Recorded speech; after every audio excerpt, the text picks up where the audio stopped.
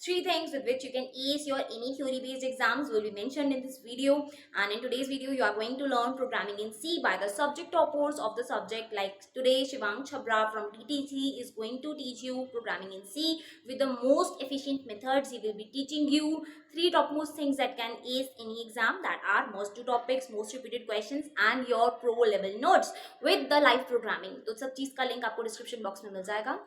Well, how's it you guys doing? अच्छे से पढ़ रहे होगे. I hope सीरीज पसंद आ रही होगी.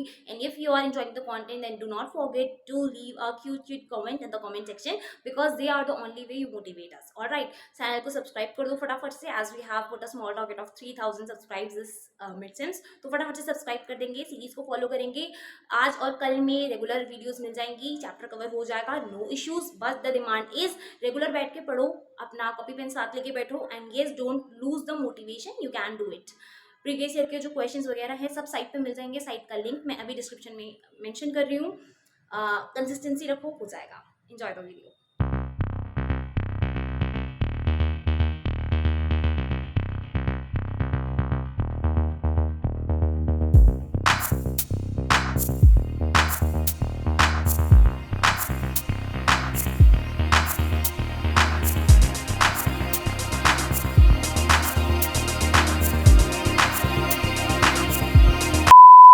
So welcome everyone. आज हम पढ़ रहे हैं प्रोग्रामिंग सी का यूनिट 2. So let's start. तो सबसे पहले सिलेबस देख लेते हैं. आपके सिलेबस में कंट्रोल स्ट्रक्चर्स है, एरेज है, फंक्शंस है, स्ट्रिंग्स है. टॉपिक्स देखने में बहुत बड़े लग रहे होंगे बट बहुत आसान है, इजीली हो जाएंगे. एक बार ये यूनिट अच्छे से कर लेना ताकि आगे वाले यूनिट्स में दिक्कत ना हो. ठीक है, अब हम देख लेते हैं कि इस लेक्चर में हम क्या पढ़ने वाले हैं. इस लेक्चर में हम पढ़ेंगे डिसीजन स्टेटमेंट्स, जो तीन तरह की होती हैं: if else, switch. Loop control statements तीन होते हैं: while loop, for loop, do while loop. Jump statements तीन तरह की होती है: ब्रेक, कंटिन्यू और गो टू. ठीक है, अब इससे पहले कि हम डिसीजन स्टेटमेंट्स पे आगे बढ़े, आपको सबसे पहले एक बेसिक सी प्रोग्राम के बारे में पता होना चाहिए, ताकि जो हम आगे प्रोग्राम्स बनाए वो बनाने में आपको दिक्कत ना आए.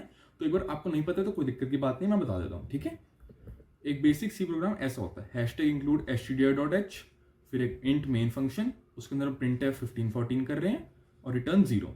इस प्रोग्राम को जब मैं रन कर रहा हूँ तो मेरा आउटपुट आ रहा है 1514. ठीक है, अब इसमें आपको क्या क्या बताना चाहिए. आपको बताना चाहिए कि हैशटैग इंक्लूड क्या है. ये हैशटैग इंक्लूड जो है वो है एक प्री प्रोसेसर. प्री प्रोसेसर क्या होता है? जब भी एक प्रोग्राम कंपाइल होकर रन होता है तो कंपाइलर सबसे पहले प्री प्रोसेसर पे जाएगा और जो वो प्री प्रोसेसर काम करवाना चाह रहा होगा वो करेगा. जैसे यहाँ पे हम जो प्री प्रोसेसर यूज करें वो है हैशटैग इंक्लूड. बड़े सारे प्री प्रोसेसर्स होते हैं जैसे कि hashtag include, hashtag define, hashtag undef, बहुत सारे. यहाँ पे हम यूज कर रहे हैं हैशटैग इंक्लूड stdio.h. stdio.h है standard input output header file. Standard input output header file की मदद से हम printf, scanf ये सारे फंक्शंस यूज कर पाते हैं. तो क्योंकि अगर हमें ये फंक्शंस यूज करने हैं तो ये standard input output header files को अपने एक प्रोग्राम में इंक्लूड करना पड़ेगा, जो ये प्री प्रोसेसर कर देता है. इजी, अभी तो कोई दिक्कत नहीं होनी चाहिए. ओके, अब है इंट मेन.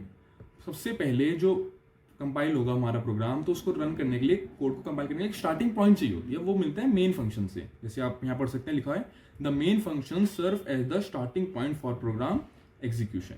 तो जब भी कंपाइलर प्रोग्राम रन करेगा, प्री प्रोसेसर के बाद सबसे पहले वो मेन फंक्शन को रन करना स्टार्ट करता है. इसलिए हम मेन फंक्शन बनाते हैं, जिसका फंक्शन का आपको साइन पता होना चाहिए. ब्रैकेट से डिफाइन होता है फंक्शन, और इसका हमने डाटा टाइप दे रखा है इंट. इंट का मतलब है कि ये जो रिटर्न करेगा वो एक इंटीजर रिटर्न करेगा. देखो यहाँ पे लिखा है ना रिटर्न 0. इसका मतलब ये रिटर्न कर रहा है एक इंटीजर वैल्यू जो है 0. अगर मैं यहाँ इंट की जगह वॉइड लिखा होता, वॉइड का मतलब होता है नल, नथिंग. तो वॉइड का मतलब कुछ नहीं, तो रिटर्न कुछ भी नहीं. अगर तब हम रिटर्न कुछ भी नहीं करते तो चल जाता प्रोग्राम. तो सेम प्रोग्राम अगर मैं वॉइड मेन करके चलता तो रिटर्न मेरे को लिखने की जरूरत नहीं पड़ती. Is that clear? ओके, अब यहाँ पे मैं printf लिखे 1514, इसलिए आउटपुट आ रहा है 1514. ये तो आपको पता ही होना चाहिए कि printf से ये जो अंदर लिखा होता है वो प्रिंट हो जाता है. ईजी, अभी तक कोई दिक्कत नहीं होनी चाहिए. तो ये सब बेसिक चीज़ें जो आपको इस लेक्चर को देखने से पहले पता होनी चाहिए. मैंने फिर भी आपको एक बार बता दी. Okay, clear. अब हम देखते हैं if statements. Oh sorry, decision control statement में तीन तरह की होती है: इफ, एल्स, स्विच स्टेटमेंट्स. सबसे पहले हम देखेंगे इफ स्टेटमेंट. इफ स्टेटमेंट का सबसे पहले सिंटेक्स देखें. सिंटेक्स का मतलब होता है लिखने का तरीका.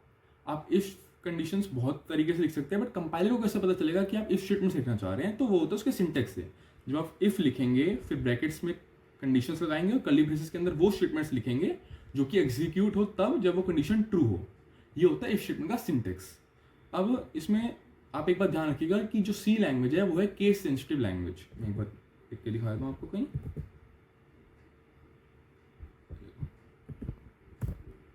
सबसे पहले हम लिखेंगे hashtag include stdio dot H, ये हमने standard input output header file include कर ली अपने प्रोग्राम में। फिर मैं एक वॉइड फंक्शन बना देता, वॉइड मेन फंक्शन कॉल करा। उसके बाद इसके अंदर मैं लिखता हूँ printf हेलो, सेमीकोलन लगा दिया, इसको मैं रन करूँगा तो हेलो प्रिंट हो जाएगा।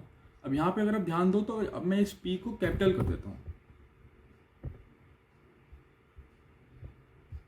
अब ये प्रोग्राम नहीं चल रहा। क्यों नहीं चल रहा? क्योंकि जो सी लैंग्वेज है वो केस सेंसिटिव है। केस सेंसिटिव का मतलब ये होता है कि ये स्मॉल केस अपर केस में वेरिएबल्स के मीनिंग्स डिफरेंट हो जाते हैं। अगर प्रिंटफ सी में स्मॉल पी के साथ है तो स्मॉल पी का मतलब ही प्रिंटफ होगा, कैपिटल पी प्रिंटफ नहीं माना जाएगा, उसका मीनिंग डिफरेंट हो जाता है। फिर समझ गए? ऐसे ही जो इफ है उसमें स्मॉल आई स्मॉल एफ है तो स्मॉल आई स्मॉल एफ ही रहेगा, आप कैपिटल नहीं लिख सकते। क्लियर? ओके।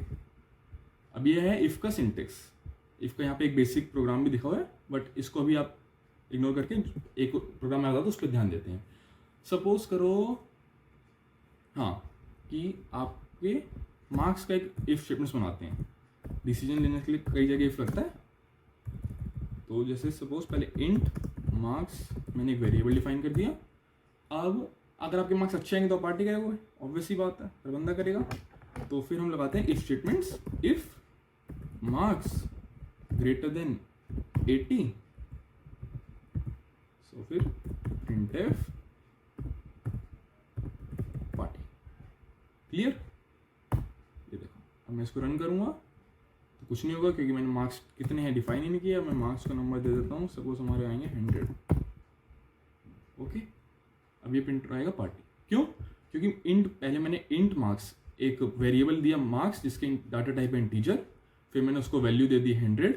फिर मैं एक इफ स्टेटमेंट बना रहा हूँ जिसमें इफ में मैंने लिखा है कि अगर मार्क्स 80 से ऊपर है, ये ब्रैकेट्स के अंदर कंडीशन डाली।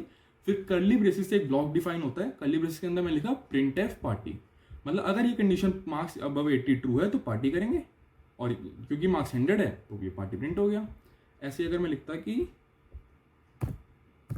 इफ ब्रैकेट के अंदर कंडीशन मार्क्स लेस देन 80, सो printf वर्क हार्ड, सेमीकोलन के साथ फिनिश। अब मैं रन करूंगा तो अभी भी पार्टी आएगा क्योंकि मार्क्स है 100। यही अगर मार्क्स अब हो जाए 50 वो आएगा वर्क हार्ड। तो आप समझ गए होंगे अभी तक कि मैंने यहाँ पे क्या करा। फिर से एक इफ स्टेटमेंट बनाई, इफ लिखा, ब्रैकेट्स में कंडीशन लगा कि अगर तो मार्क्स 80 से कम है तो इस ब्लॉक के अंदर वो आ जाएगा और printf वर्क हार्ड कर देगा। इसका एक बार आप शुरू से समझिए कि क्या हुआ। तो पहले मैंने एक वॉइड फंक्शन बनाया जिसकी वजह से मेरे को रिटर्न नहीं लिखना पड़ रहा है। फिर मैंने मार्क्स डिफाइन किया जो कि एक वेरिएबल है, इसकी डेटा टाइप इंटीजर है। फिर मैंने उसकी वैल्यू दी जो कि 50 है। फिर मैंने एक इफ फंक्शन बनाया कि मार्क्स अगर 80 से अबव है तो ये जो इसके ब्लॉक के अंदर लिखा है तो वो प्रिंट हो जाएगा। बट क्योंकि यहाँ पे मार्क्स 50 थे, ये यहाँ पे आया, चेक हुआ कि ये कंडीशन सेटिस्फाई नहीं हुई, तो हम इफ के ब्लॉक के अंदर एंटर नहीं करेंगे। ये जो इफ का ब्लॉक है इसके अंदर हम एंटर नहीं हुए, हम आ गए नेक्स्ट लाइन पे। नेक्स्ट लाइन पे जब इफ के अंदर कंडीशन दी हुई है मार्क्स इज लेस देन 80, तो ये कंडीशन 50 लेस देन 80 वेरीफाई हो जाएगी, ट्रू हो जाएगी। तो अब इसके ब्लॉक के अंदर आएंगे printf वर्क हार्ड हो जाएगा, जो कि हमें आउटपुट में दिख गया और यहाँ पे हमारा प्रोग्राम खत्म हो गया। ये होती है सिंपल सी इफ स्टेटमेंट्स। ठीक है, समझ आ गया होगा अभी तक? आगे बढ़ते हैं। अब ये है इफ स्टेटमेंट्स का फ्लो चार्ट। फ्लो चार्ट आपको नहीं पता तो मैं आपको बता देता हूँ कि जो भी हम प्रोग्राम लिखते हैं हम उसको एक फ्लो चार्ट के वे में शो कर सकते हैं। तो जो स्टार्ट और एंड होता है वो हमेशा ओवल से होता है कि ओवल के अंदर स्टार्ट एंड आएगा।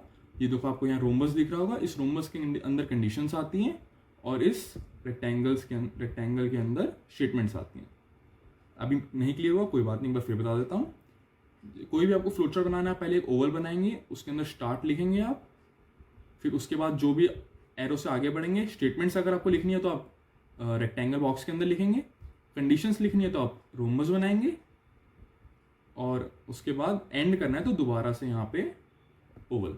क्लियर? फ्लोचार्ट ऐसे बनाए जाते हैं। इफ स्टेटमेंट्स का फ्लोचार्ट ये बेसिक फ्लोचार्ट है, किसी प्रोग्राम के साथ नहीं है, तो आपको ये पता होना चाहिए ताकि कोई भी प्रोग्राम के साथ अगर इफ स्टेटमेंट का फ्लोचार्ट बनाना आ जाए तो आपको समझ आ जाएगा इजीली। ठीक है, आगे बढ़ते हैं। Program for a mass bunk, ये ऐसा क्वेश्चन ले लेते हैं हम। अब इसका प्रोग्राम कैसे बनाएंगे आप इफ की मदद से, आइए देखिए। मास बंक के लिए क्या चाहिए आपको कि क्लास में भी बच्चा ना हो, तो एस काउंट, इसका मतलब है स्टूडेंट्स काउंट, एस काउंट। अब क्लास में मान लो 50 बच्चे हैं, तो जब एस काउंट, तो हम इस स्टेटमेंट में बनाएंगे कि if S count equals to 0। अब देखो सी में क्या है, अगर मैं खाली एक इक्वल्स टू के साथ 0 लिखूंगा तो मतलब एस काउंट की वैल्यू हो जाएगी 0, बट क्योंकि मैं चाहता हूं कि एस काउंट की वैल्यू जो भी हो वो 0 से कंपेयर हो, तो कंपेयर करने के लिए मेरे को लिखना पड़ेगा डबल इक्वल्स टू। क्लियर? फिर मैंने सेमी कर्ली ब्रेसेस से ब्लॉक डिफाइन किया, अंदर घुसा, ये ब्लॉक बन गया इफ का। इस इफ के ब्लॉक के अंदर मैं लिखूंगा कि अगर एस काउंट 0 है तो क्या प्रिंट करे, print F mass bunk successful, semicolon के साथ प्रिंट एफ फिनिश। अब ये रन करूंगा तो कुछ नहीं होगा क्योंकि एस काउंट 50 है और ये कंडीशन सेटिस्फाई नहीं हो रही। ठीक है, अब हम दूसरी कंडीशन बनाएंगे, इफ ब्रैकेट के अंदर S count not equals to. जब आपको कंपेयर करना होता है कि इस वैल्यू के बराबर नहीं है तो नॉट इक्वल्स टू बोलते हैं इंग्लिश में, उसको हम लिखते हैं ऐसे एक्सक्लेमेशन साइन और फिर इक्वल्स टू। इसका मतलब ये है कि एस काउंट जब भी 0 नहीं होगा तो ये कंडीशन ट्रू हो जाएगी और इसके जो भी मैं इस ब्रैकेट्स के अंदर अब लिखूंगा वो कंडीशन में वो वर्क करेगा। यहाँ पे लिखता हूँ print F mass bunk not successful. ठीक है, अब हम रन करेंगे तो लिखा आ जाएगा मास बंक नॉट सक्सेसफुल, क्योंकि अभी क्लास में कितने बच्चे हैं, 50 दे रखे हैं। यही अगर मैं इसको 0 कर दूं तो फिर मास बंक सक्सेसफुल। वैसे कभी नहीं होता बट प्रोग्राम में हो गया। ठीक है, अब इसमें समझने की एक और बात यह है कि जरूरी नहीं है कि यही एक ऐसा केस बने जिससे मास बंक नॉट सक्सेसफुल हो। बहुत सारे अजीब रीजन होते हैं, क्लास सर ने क्लास कैंसिल कर दी, XYZ वगैरह वगैरह। तो सिर्फ यही कंडीशन आपको पता है जिस वजह से मास बंक सक्सेसफुल होगा। नहीं समझा रहा, कोई बात नहीं, दोबारा समझो कि देखो जब क्लास में एक भी बच्चा नहीं है सिर्फ तभी मास बंक कहलाया जाएगा। ओके, तो हमने ये कंडीशन लिख दी, if S count equals to 0 तो प्रिंट एफ मास बंक। ये कंडीशन होगा कि जब क्लास में एक बच्चा नहीं तो मास बंक सक्सेसफुल होगा। इसके अलावा कोई भी कंडीशन पे मास बंक सक्सेसफुल नहीं होगा तो हम इफ नहीं लगाएंगे, हम लिखेंगे यहाँ पे एल्स। अब मैं रन करूंगा तो अभी मास बंक सक्सेसफुल आएगा। अब मान लो क्लास में 10 बच्चे चल गए तो मास बंक नॉट सक्सेसफुल। अब इसका मतलब समझ लो, जब भी ये कंडीशन ट्रू नहीं होगी ये इस एल्स पे आ जाएगा और एल्स के ब्लॉक के अंदर जो भी ये काम कह रहा होगा वो काम करेगा। ठीक है, कुछ भी हो सकता है। देखो यहाँ पे मैं 10 की जगह -100 भी लिख दूंगा ना, ये लिख दिया मैंने, तो भी मास बंक नॉट सक्सेसफुल।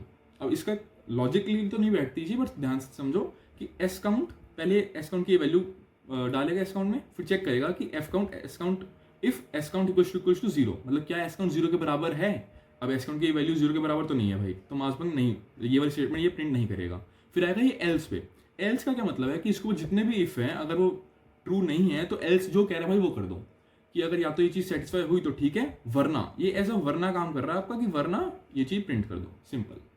तो ये mass bunk not successful print हो गया। ठीक है, अब ये देखो, ये हमने पहले प्रोग्राम लिखा, ये भी प्रोग्राम सही है बट इससे आपको ना एल्स का कंसेप्ट क्लियर नहीं होता, इसलिए मैंने इसको, अब जब देखो द मोर करेक्ट वन वाला मास बंक जो हम लिखेंगे वो एल्स के साथ लिखेंगे। समझ आया अभी तक? अभी तो कोई दिक्कत नहीं चाहिए, गुड, आगे बढ़े। अब आता है ये इफ एल्स आपको मैंने एक बार बता दिया प्रोग्राम के थ्रू। ये देखो कि इफ एल्स का कुछ ऐसा होता है, एक बार इसका भी सिंटेक्स आप देख लो। वही इफ कंडीशन, अगर इफ की कंडीशन ट्रू है तो इन कर्ली ब्रेसेस के अंदर जो भी लिखा होगा statements to execute if condition is true, ये वर्क कर जाएंगी। अगर ये कंडीशन फॉल्स हुई तो एल्स के अंदर जो कर्ली ब्रैकेट्स के अंदर ब्लॉक के अंदर ये जो भी स्टेटमेंट्स लिखी होंगी वो वर्क करेंगे। Simple easy. इसका भी मैंने एक यहाँ पे एग्जांपल दे रखा है, आप पढ़ना चाहे तो पढ़ सकते हैं इजीली। अगर एग्जाम में आएगा तो आप सिंटेक्स लिखिएगा, ये एक एग्जांपल के साथ समझिएगा, पूरा नंबर मिल जाएगा, कोई दिक्कत नहीं होगी। ठीक है, आगे बढ़ते हैं। अब इफ एल्स का फ्लो चार्ट देख लीजिए। देखो जैसे मैंने बताया था कि आपको ओवल्स के अंदर हम स्टार्ट और एंड डिफाइन करते हैं, फिर रोम्बस के अंदर कंडीशन और रेक्टेंगल्स के अंदर स्टेटमेंट्स, कि वो स्टार्ट हुआ प्रोग्राम हमारा, एक इफ कंडीशन बनी, कंडीशन है तो हमें पता है रोम्बस में आएगी। फिर ये कंडीशन अगर ट्रू है तो इफ की बॉडी के अंदर जितने भी स्टेटमेंट्स लिखे हैं वो रेक्टेंगल में है, वो जो भी ट्रू वो उस पर वर्क होगा, और इफ के नीचे वाली स्टेटमेंट्स पे वर्क होके वो एग्जिट हो जाएगा प्रोग्राम। अगर वो फॉल्स है तो एल्स की कंडीशन पे वर्क होगा और उसके नीचे वाली स्टेटमेंट्स पे वर्क होके प्रोग्राम खत्म हो जाएगा। ये एक बेसिक इफ एल्स का फ्लो चार्ट है। कोई भी प्रोग्राम का फ्लो चार्ट बनाना आए इफ एल्स के तो इस बेसिक को याद रख के आप कोई भी प्रोग्राम का फ्लो चार्ट बना सकते हैं, इसमें इफ एल्स यूज हो। सिंपल।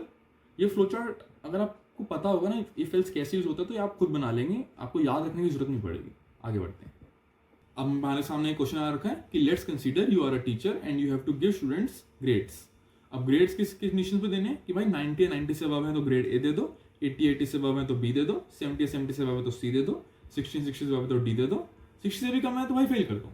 ठीक है, अभी सिंपल सीधा क्वेश्चन है। अब तक जितना हमने इफ एल्स पढ़ा है उस हिसाब से इसको सॉल्व करेंगे। पहले आप करना चाहे तो इसको यहीं पे पॉज करके खुद करें और फिर आगे का देखें, वरना मैं सोल्यूशन दिखा दूंगा सीधा। ठीक है, चलो आगे बढ़ते हैं। तो ये एक बेसिक प्रोग्राम है जो आपने सोचा होगा कि उसका आंसर होना चाहिए। कि हमने क्या किया, एक वॉइड मेन फंक्शन बनाया, एक मार्क्स वेरिएबल डिफाइन किया जिसकी डेटा टाइप है इंटीजर, उसमें वैल्यू दे दी, सपोज मैंने भी 74 दे रखी है। फिर मैंने एक इफ कंडीशन लगाई कि marks greater than equals to 90, कि अगर मार्क्स 90 90 से अबव है तो भाई ये कंडीशन वर्क हो जाए। वो क्या है, प्रिंट एफ ग्रेड ए। अच्छा, अगर इस बैकस्लैश n का मतलब आपको नहीं पता तो इसका मतलब है कि कर्सर नेक्स्ट लाइन में मूव हो जाए। नहीं समझ आया, कोई बात नहीं, पहले बैकस्लैश n बता देते हैं। ये देखो, अगर मैं लिखूंगा प्रिंट एफ ए, फिर नेक्स्ट में लिखता हूं प्रिंट एफ बी। अब इन दोनों का आउटपुट कैसा आएगा आप बताओ। देखो, पहले ए प्रिंट होगा, फिर उसके जस्ट बाद बी प्रिंट होगा। ये मैं रन करके दिखाता हूँ आपको। पहले ए प्रिंट हुआ है, फिर उसके जस्ट बाद बी प्रिंट हुआ है। बट मैं चाहता हूँ कि बी जो है वो नेक्स्ट लाइन में प्रिंट हो, तो मैं ए के बाद लिख दूंगा बैकस्लैश n। अब मैं इसको रन करूंगा तो ए के बाद बी प्रिंट हो जाएगा, क्योंकि ये स्लैश n का मतलब है कि इससे पहले जो भी प्रिंट एफ में लिखा है वो प्रिंट हो और कर्सर नेक्स्ट लाइन में मूव कर जाए। जैसे कि यहाँ पे ए प्रिंट हुआ, कर्सर नेक्स्ट लाइन में मूव किया और फिर बी प्रिंट हुआ। सिंपल। आपको बैकस्लैश n का मतलब समझ आ गया होगा। अच्छा, ऐसे बैकस्लैश टी भी होता है। अगर मैं टी लिखूंगा तो ए के थोड़ी स्पेस छोड़ के फिर बी प्रिंट होगा। ये देखो, ए के बाद एक टैब जितनी स्पेस है और फिर बी प्रिंट हो रहा है। ये एस्केप सीक्वेंस होते हैं, आपके इस यूनिट में नहीं है, शायद आगे यूनिट में होंगे, बट फिर मैं आपको बता दिया। ओके, वापस प्रोग्राम पे वापस। अच्छा, ये देखो, ये भी देख लो, ये जो डबल फॉरवर्ड स्लैश होता है ये सी में कमेंट्स बनाने के काम आता है। कमेंट्स क्या होते हैं कि वो लाइंस जो हम चाहते हैं कि कंपाइलर प्रोग्राम को कंपाइल करते हुए इग्नोर करे, वो हम बैकस्लैश n में लिखते हैं, ताकि हम जब यूजर कोई और कोड पढ़े हमारा कोड तो उसको समझने में आसानी हो, इसलिए कमेंट्स काम आते हैं। जैसे अगर मैं इस हैशटैग इंक्लूड के ऊपर लिख दूं forward slash program for grading, अब जब कंपाइलर ये प्रोग्राम रन करेगा तो इस लाइन को तो वो इग्नोर कर देगा, तो इससे एरर नहीं आएगा। और क्योंकि ये कमेंट है तो कोई भी बंदा अगर ये कोड पढ़ेगा तो समझ आएगा कि भाई ये किस चीज़ का प्रोग्राम है फॉर ग्रेड देने के लिए, ग्रेडिंग का प्रोग्राम है। सिंपल। कमेंट समझ आ गया और ये एस्केप सीक्वेंस जो बैकस्लैश n है ये भी समझ आ गई। अब वापस आते हैं हमारे क्वेश्चन पे। हमारा क्वेश्चन क्या था कि हमें ग्रेड ए देना है अगर मार्क्स 90 अबव है, बी देना है तो 80 अबव है, सी 70 अबव है, डी 60 अबव है और 60 से भी कम है तो फेल कर दो। ठीक है, तो हमने बेसिक साइज जब तक जितना हमने अभी तक इफ एल्स पढ़ा है उस हिसाब से प्रोग्राम बनाया कि इंट मार्क्स इक्वल टू 74। अगर मार्क्स 90 से अबव हैं तो प्रिंट एफ ग्रेड ए कर दे, 80 से अबव है तो बी कर दे, 70 से अबव है तो सी, 60 से अबव है तो डी, और अगर ये सब कंडीशन फॉल्स हुई तो फेल कर दे। ये सोच के हमने ये प्रोग्राम लिखा। अब मैंने मार्क्स की वैल्यू लिया 74। अब आप मुझे बताओ जब मैं ये रन दबाऊंगा तो क्या क्या आउटपुट आएगा आपके हिसाब से। ये कंडीशन सेटिस्फाई होगी, ग्रेड सी आउटपुट आएगा, ग्रेड सी नहीं, आउटपुट में ग्रेड सी और डी दोनों आएंगे। अब देखो ऐसा क्यों हुआ, क्योंकि पहले 74 मार्क्स हैं, ये इफ स्टेटमेंट्स पे आएंगे। क्या 74 90 से अबव है? नहीं भाई, 70 से छोटा है, तो ये कंडीशन फॉल्स हो गई। तो हम इसके ये जो कर्ली ब्रेसेस के अंदर जो ब्लॉक डिफाइन हुआ इस स्टेटमेंट्स का, इसके अंदर नहीं गए, हम अगले इफ पे आ गए। इस इफ में क्या करें, क्या 74 80 से अबव है? नहीं भाई, तो हम इस इफ में भी नहीं घुसेंगे, अगले इफ में आ जाएंगे। इस इफ में क्या करें कि मार्क्स 70 से अबव है, हाँ मतलब मार्क्स 70 से अबव है, यस ये कंडीशन ट्रू होगी, तो हम इसके ब्लॉक के अंदर आएंगे, कंपाइलर इस ब्लॉक के अंदर आएगा और इस ब्लॉक के अंदर क्या लिखा है, प्रिंट एफ ग्रेड सी, ये चीज प्रिंट होगी। अब अगर इसके इफ के बाद जब वो इस इफ पे जाएगा, मार्क्स ग्रेटर देन 60, हाँ 70 और 60 से अबव है, तो फिर ये स्टेटमेंट भी ट्रू हो जाएगी, तो वो ये भी प्रिंट करा देगा। समझ आया? अब इसमें ये दोनों चीजें इसलिए वर्क हो रही हैं क्योंकि इस इफ के बाद जब ये चाहे कंडीशन ट्रू होगी या फॉल्स होगी, हमारा कर्सर इस पे, मतलब हमारा कंपाइलर इस पे वर्क कर रहा है। मैं चाहता हूं कि जब अगर ये कंडीशन मान लो ट्रू हो गई तो उसके बाद कंपाइलर नीचे जाए ही ना, क्योंकि हमें तो सिर्फ एक कंडीशन चाहिए ना कि ये चीज ट्रू हो जाए तो इस पे वर्क करे, इसके नीचे जा रहा है वो बार बार। जब आपको सारी कंडीशन को एज अ होल लेके काम करना होता है तब आप यूज़ करते हो एलसिफ का। एलसिफ क्या है, अब देखो, अब मैंने 74 ली तो ग्रेड COD प्रिंट हो रहा है। ऐसे ही अगर मैं 100 लूंगा तो सारे ग्रेड प्रिंट होंगे ABCD। क्यों?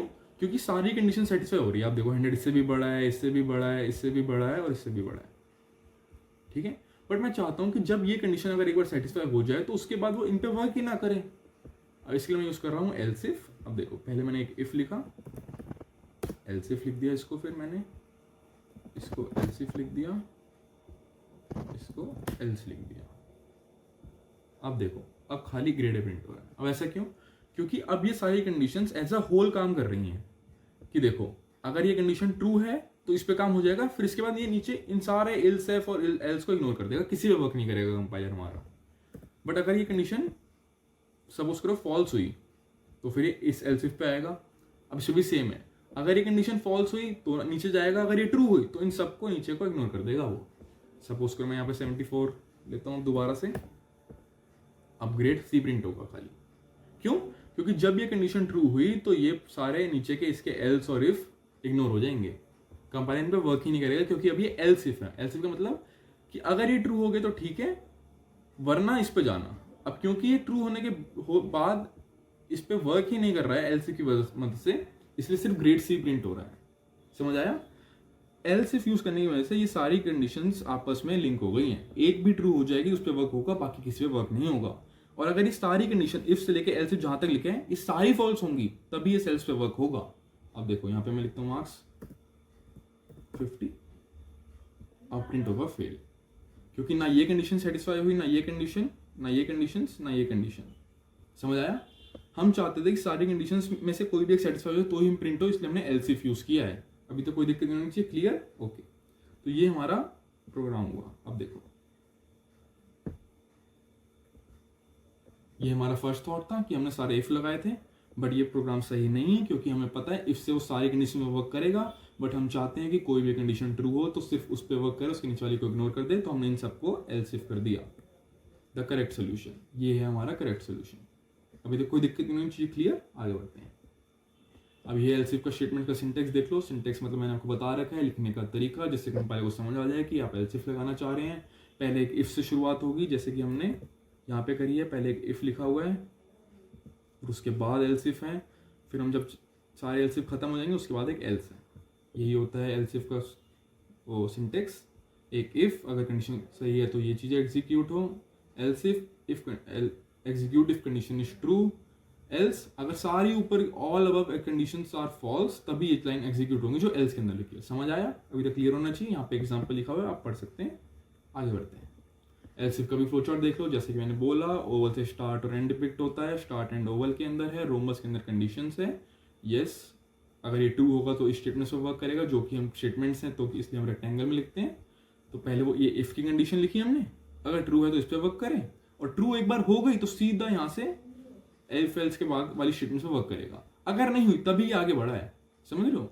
अगर यही प्रोग्राम मैंने खाली जैसे ये बना रखा है, ये देखो ये वाला होता तो ये वर्क नहीं होता।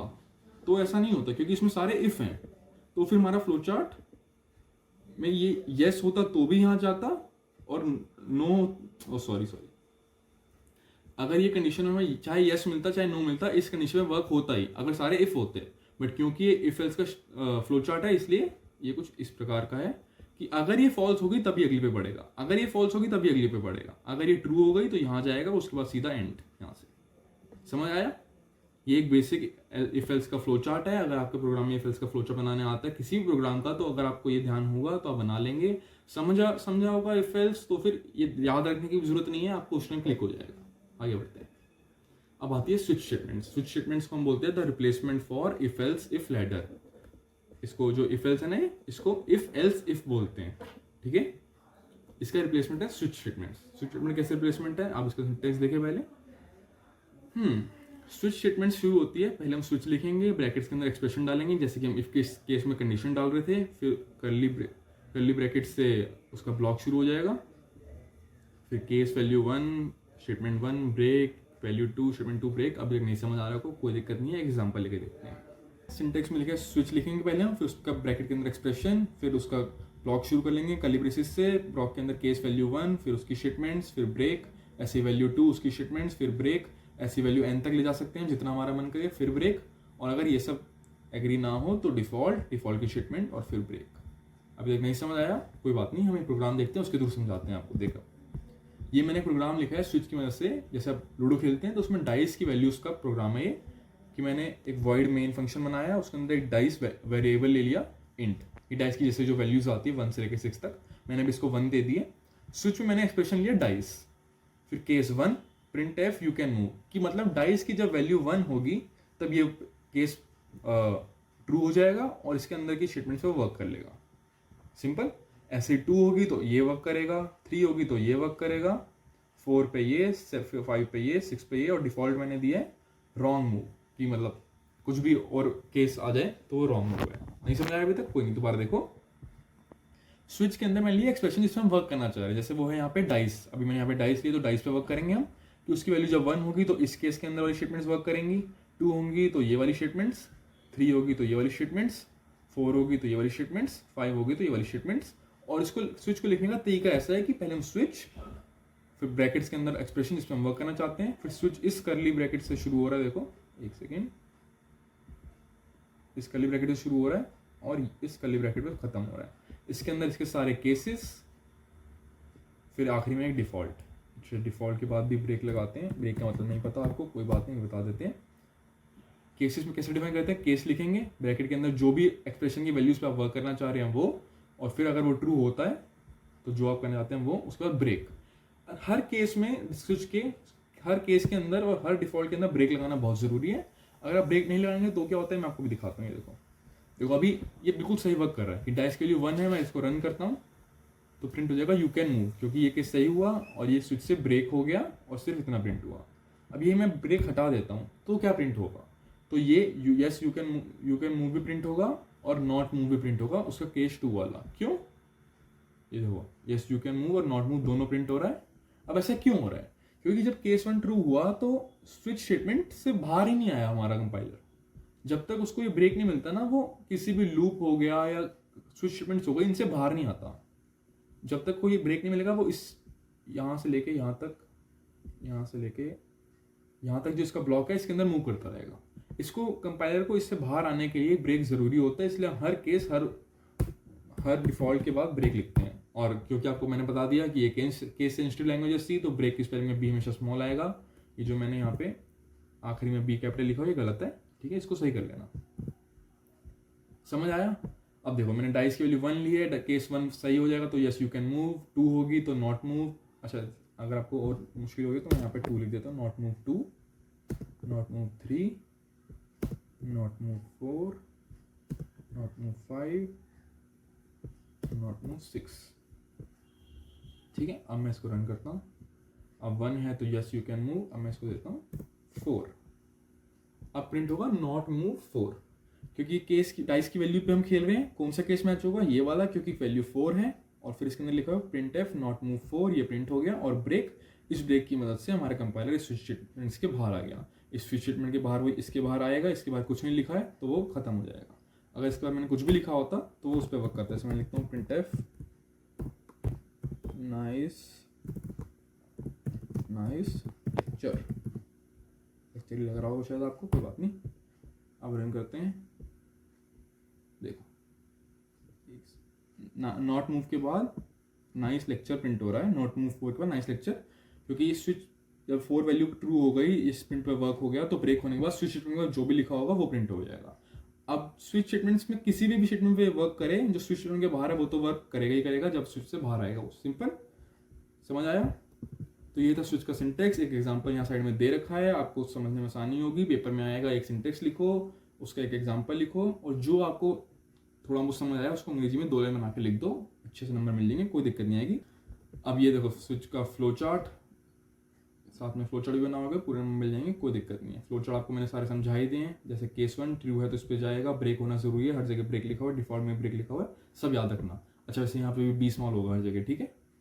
अभी तक समझ आ गया? स्विच हमारा यहीं तक था, तो यहाँ पे हमारी डिसीजन स्टेटमेंट्स खत्म हुई। आगे देखते हैं। ये सेल्फ प्रैक्टिस के लिए आपको एक क्वेश्चन दे रखा है, make a calculator using statements which can perform switch statements which can perform addition, subtraction, multiplication, division. इसको आप एक बार स्विच स्टेटमेंट से ट्राई करना, और मैं पहले बता देता हूँ कि पहले पेन पेपर पे खुद लिखना, फिर उसको VS कोड या जो भी कंपाइलर आप यूज़ करते हैं उसमें सेम टिपना। आपको पता चलेगा कि कम से कम 5 से लेकर 10 गलतियाँ होंगी आपकी, क्योंकि आप कंप्यूटर में प्रोग्राम बनाते हैं, आपको लिखने की आदत नहीं है, तो पेपर में बहुत दिक्कत होगी। तो पहले जो भी आपसे प्रोग्राम लिखो, पहले पेज पे लिखो और फिर उसको कंपाइलर पे लिखो, जिससे आपको एग्जाम में दिक्कत ना हो। अब जब पेज पे लिखोगे ना, आप देखोगे कि कुछ लाइनें मिस हो गई हैं, तो आपको काटना पड़ रहा है, ऊपर लिखना पड़ रहा है, सेमी कॉलन मिस हो रहे हैं, कर्ली ब्रैकेट्स मिस हो रहे हैं। ये सब मिस नहीं होंगे अगर आप पेपर लिखने की आदत बना लोगे, ठीक है? क्योंकि जब आप पेपर में लिख के आओगे वो तो पेज पे ही होगा ना, वहाँ पे कोई कंपाइलर VS कोड नहीं मिलेगा आपको। तो ये जो भी सेल्फ प्रैक्टिस के आगे क्वेश्चन होंगे सारे आप पहले पेज पे लिखना, फिर उसको किसी भी कंपाइलर VS कोड या जो भी आप यूज़ करते हो उस पर करना और उसका सोल्यूशन बताना, ठीक है? अब इसका सोल्यूशन मैं अभी नहीं बताऊंगा क्योंकि ये सेल्फ प्रैक्टिस क्वेश्चन है, फिर भी मैंने इसी स्लाइड्स में आगे डाल दिया है। अगर आपको दिक्कत आती है तो वहाँ से आप देख लेना, अपना आंसर वेरीफाई कर लेना। ओके, अब आगे बढ़ते हैं। Switch versus if else if. Else if को इफ एल्स इफ भी बोलते हैं, कंफ्यूज मत होना, कोई दिक्कत की बात नहीं है। अब देखो, switch it execute the different cases on basis of the value of the switch variable. It execute the different blocks based on the condition specified. ये देखो कहाँ गया, स्विच में जो है वो केसेस के थ्रू वर्क हो रहा है, और जब हम इफ एल्स यूज कर रहे थे, ये देखो कहाँ यूज कर रहे थे इफ एल्स, ये देखो एल्स इफ यूज कर रहे थे जब हम, तब हम कंडीशंस पे वर्क कर रहे थे। यहाँ पे मैंने कंडीशन नहीं लिखी ना, मैंने खाली एक वैल्यू दिया कि एक केस दिया है कि जब केस में वैल्यू 3 हो तब ये हो, और यहाँ जब हम एल्स इफ यूज कर रहे हैं तो मैंने यहाँ पे कंडीशन दी है। तो ये एक डिफरेंस हो गया स्विच और इफ एल्स का, ठीक है? और it can evaluate any type of expression, it can evaluate int और कैरेक्टर टाइप एक्सप्रेशन। इसका मतलब आपको कैसे समझाएं, ये देखो यहाँ पे अगर कैरेक्टर और इंटीजर ही है तभी केस चल सकता है। यहाँ पे मैं ये नहीं लिख सकता कि 12 ग्रेटर देन 5, ये काम नहीं करेगा यहाँ पे। बट यही अगर मैं एल्सिफ यूज करूंगा तो ये चीज वहां पे काम कर जाएगी। समझ आया? यही लिखा है यहाँ पे कि ये एक्सप्रेशंस पे काम कर सकता है, बट इसके केसेस खाली इंटीजर और कैर टाइप पे काम करते हैं। कैर टाइप आगे अब क्या आपने अगर नहीं पढ़ी है तो आगे आएगी, टेंशन की बात नहीं है, ठीक है? ये फास्टर और ईजियर है, ये मैसी हो सकता है थोड़ा, इसे थोड़ा स्विच अगर आप यूज़ करते हो तो आपका कोड थोड़ा नीट एंड क्लीन लिखता है, बट ज़्यादातर लोग नहीं यूज़ करते क्योंकि ये खाली कैर और इंट पे काम करता है। बट आपको ये डिफरेंस के 3 पॉइंट याद होंगे, पेपर में आ सकता है, इसलिए लिख दिए, याद कर लेना। समझ लोगे तो कोई दिक्कत नहीं होगी, आप इसको अपनी भाषा में लिख सकते हो, जरूरी नहीं ये लाइन टेपनी है। आगे बढ़ते हैं। Ternary operator. टर्नरी ऑपरेटर क्या है? The one line for if else. If else जो ये दो, इफ एल्स इफ नहीं कह रहा, इफ एल्स पहले ध्यान रखना। इफ एल्स का जो रिप्लेसमेंट है, जैसे स्विच स्टेटमेंट्स एल्स इफ का रिप्लेसमेंट है, ऐसे ही अगर एक लाइन में आपको इफ एल्स लिखना है तो टर्नरी ऑपरेटर यूज करते हो आप। इसका सिंटेक्स देख लेते हैं। सिंटेक्स है एक्सप्रेशन 1 क्वेश्चन मार्क, एक्सप्रेशन 2 और एक्सप्रेशन 3। ये अंग्रेजी में लिखा हुआ पेपर में लिखने के लिए, बट मैं इसका मतलब पहले आपको समझा देता हूँ। ये देखो, ये पूरा स्विच हटाया, डाइस की वैल्यू दिख रही है, तो हम इसको टर्नरी ऑपरेटर से हम एक प्रोग्राम लिखेंगे इफ एल्स का कि अगर 1 है तो मूव प्रिंट हो, नहीं है तो कुछ भी प्रिंट ना हो, या फिर प्रिंट हो नॉट मूव। ये हम टर्नरी ऑपरेटर से बनाएंगे। अगर देखो पहले मैं इफ एल्स से बना के दिखाता हूँ आपको। If dice equals to 1 printf move, else printf not move। अब इसको मैं रन करूंगा तो फिर नॉट मूव आना चाहिए, नॉट मूव आया क्योंकि डाइस की वैल्यू भी 4 है। अब ये इफ एल्स से आपने सिंपल सा प्रोग्राम बनाया कि अगर 1 होगी तो ही मूव प्रिंट हो, वरना नॉट मूव प्रिंट हो। इसको हम सिंगल लाइन में कैसे बनाएंगे? सिंगल लाइन में इफ एल्स का रिप्लेसमेंट होता है टर्नरी ऑपरेटर, जो हमें पता है, तो सिंगल लाइन में टर्नरी ऑपरेटर यूज करेंगे हम। इसको मैं भी कमेंट कर देता हूँ, कंट्रोल/, अगर आपको नहीं पता कमेंट का शॉर्टकट तो सिलेक्ट करो, कंट्रोल/, कमेंट हो गया। अब टर्नरी ऑपरेटर का सिंटेक्स देख लो दोबारा। एक्सप्रेशन 1 क्वेश्चन मार्क, एक्सप्रेशन 2, फिर एक्सप्रेशन सेमी क्या बोलते हैं इसको, कॉलन के बाद एक्सप्रेशन 3। अब सेम यही प्रोग्राम टर्नरी से बनाएंगे कि dice equals to 1 question mark printf move colon printf not move semicolon. ये अब देखो आप रन किया मैंने, नॉट मूव आ गया। अब ये पूरा जो इफ एल्स मैंने कोड लिखा था इसको मैंने एक लाइन में इस टर्नरी ऑपरेटर की मदद से रिप्लेस कर दिया। इजी। जब भी एक इफ एल्स को अपने रिप्लेस करना है एक लाइन में तो टर्नरी ऑपरेटर यूज करते हैं। कैसे रिप्लेस किया, पहले आप लिखोगे पहला एक्सप्रेशन जो कि होना चाहिए कंडीशंस, जो भी आप इफ में लिखते हो, डाइस इक्वल टू 1 मैंने यहाँ पे लिख दिया, फिर क्वेश्चन मार्क, ये दूसरा एक्सप्रेशन या स्टेटमेंट कह लो, फिर कॉलन, फिर अगली स्टेटमेंट नंबर 2 या एक्सप्रेशन 3 कह लो। देखो अब पहले एक्सप्रेशन 1 जो होती है वो होती है कंडीशन, ये कंडीशन पे आएगा, अगर ट्रू होगी तो इसके बाद क्वेश्चन मार्क के बाद जो भी लिखा होगा उस पर वर्क कर लेगा वो। अगर ये ट्रू नहीं है, मतलब उसको ये चीज़ फॉल्स हो जाती है, तो जो इस कॉलन के बाद लिखा होगा वो इस पर वर्क करेगा, जो कि नॉट मूव। अब यहीं पे मैं डाइस की वैल्यू अगर 1 लिख दूं और फिर रन करूं तो यहाँ पे आएगा मूव इस टर्नरी ऑपरेटर से। अभी ये वर्क नहीं हो रहा है, अगर आपको लग रहा है मैं इसको हटा देता हूँ। ये टर्नरी ऑपरेटर पे ही वर्क हो रहा है, वो कमेंटेड था, ये कमेंट्स था, इस पे वर्क नहीं हो रहा है, खाली इस पे वर्क हो रहा है। टर्नरी ऑपरेटर है ये। पहले कंडीशन लिखो, क्वेश्चन मार्क के बाद वो लिखो जो वो कंडीशन ट्रू होने पे होना चाहिए, फिर कॉलन लगाओ, फिर वो लिखो जो वो ट्रू ना हो तो होना चाहिए। तो ये है हमारा टर्नरी ऑपरेटर जो है रिप्लेसमेंट इफ एल्स का। यहाँ तक क्लियर होनी सी बात, क्लियर। चलो आगे बढ़ते हैं। ये इंग्लिश में लिखे हुए इसी लाइन का एक्सप्लेनेशन जो मैंने अभी आपको बताई कि एक्सप्रेशन 1 ट्रू है तो 2 पे वर्क करेगा, नहीं है तो 3 पे वर्क करेगा। ये एक उसका एग्जाम्पल पेपर में लिखने के लिए, मतलब ऐसे तो आपको याद होना चाहिए, मतलब आपको समझ आ गया तो आप खुद लिख लोगे, कोई दिक्कत की बात नहीं, फिर भी बता दिया। Now let's write a program to print number from 1 to 5। Simple करके दिखाते हैं आपको अभी।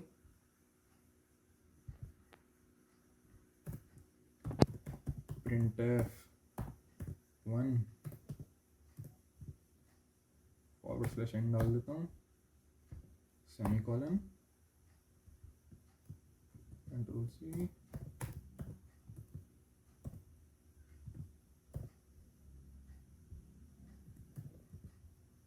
टू 3, थोड़ा बोरिंग लग रहा होगा, 2 मिनट 7 दो, बस हो गया, कर लिया। सिंपल यही प्रोग्राम है ना 1 से 5 तक लिखने का। 1 से 5 तक प्रिंट हो गया। ये मैंने आपको बता रखा है बैकस्लैश क्या करता है। अब देखो, what if you have to print till 100, कितनी बार कॉपी पेस्ट करोगे भाई, 100 बार थोड़ी कर दोगे, फिर एक एक नंबर चेंज करोगे। तो इसका प्रोग्रामिंग में क्या सोल्यूशन है, इसका सोल्यूशन में है ना comes the concept of loops. Loop से ये सब चीज़ें जो चीज़ हमें बार बार एक चीज़ करनी हो तो हम लूप्स का इस्तेमाल करते हैं। और सी में 3 तरह के लूप्स होते हैं, for loop, while loop, do while loop. सबसे पहले हम पढ़ेंगे फॉर लूप्स के बारे में। लूप्स 2 तरह के entry control, exit control. Entry control में फॉर और वाइल, एग्जिट कंट्रोल में डू वाइल। ये खाली आपको बताना चाहिए कौन सा एग्जिट कंट्रोल होता है, कौन सा एंट्री कंट्रोल। पेपर में नहीं पूछा जाता, वाइल वगैरह में शायद पूछ ले, एक बार यहाँ से देख लेना। अब फॉर लूप का सिंटेक्स देखो, पहले लिखेंगे फॉर, फिर ब्रैकेट के अंदर 3 चीजें आती हैं इसमें, इनिशियलाइजेशन, चेक किया टेस्ट एक्सप्रेशन, अपडेटेशन, और फिर इसका ब्लॉक डिफाइन होगा कर्ली ब्रैकेट्स के अंदर और उसके अंदर की स्टेटमेंट्स। नहीं समझ आ रहा, कोई बात नहीं, कोड के थ्रू समझाएंगे। दोबारा देखो, अब यही चीज जो हमने यहाँ से 5 प्रिंट किया है, यही हम फॉर लूप के थ्रू प्रिंट करा के दिखाएंगे आपको। फॉर पहला क्या था स्टेप, सिंटेक्स देखो, इनिशियलाइजेशन, इनिशियलाइज करेंगे इंट आई, इसकी मैं वैल्यू दे देता हूँ अभी 1। फिर है चेक टेस्ट या एक्सप्रेशन, कब तक करना है हमें, आई 5 तक प्रिंट कराना था, तो I less than equals to less than equals to 5। फिर से सेमीकोलन, ये सेमीकोलन याद रखना, यहाँ पे सेमीकोलन आता है, कॉलन मत लगा देना, पेपर में गलत हो जाएगा। आई प्लस प्लस प्लस प्लस।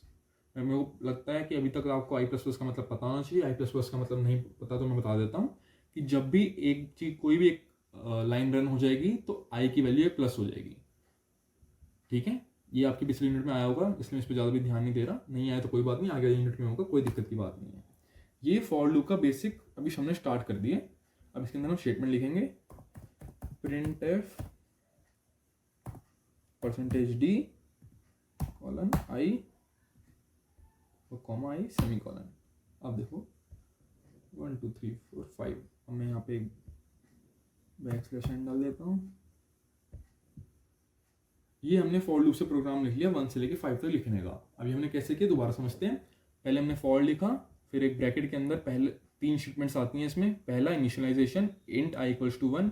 अगर मैंने यहाँ पे पहले से लिखा होता है इंट आई, तो ये इंट आई लिखने की जरूरत नहीं होती, मैं खाली आई इक्वल्स टू 1 लिख सकता था। या फिर अगर मैंने यहाँ पे पहले से i इक्वल्स टू 1 भी लिखा होता ऊपर तो मैं खाली i लिख सकता था, कोई दिक्कत नहीं होती, ठीक है।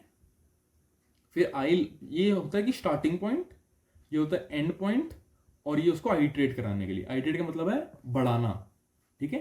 पहले हम i से शुरू करेंगे, i की वैल्यू क्या है, मतलब 1 से हम शुरू कर रहे हैं। कब तक करेंगे, जब तक i की वैल्यू 5 के बराबर नहीं हो जाती तब तक करेंगे, जब तक 5 से नीचे या 5 के बराबर नहीं होती, ठीक है। और फिर ये i प्लस प्लस, ताकि i की वैल्यू बढ़ती रहे और इवेंचुअली हमारा फॉर लूप एंड हो, इसलिए।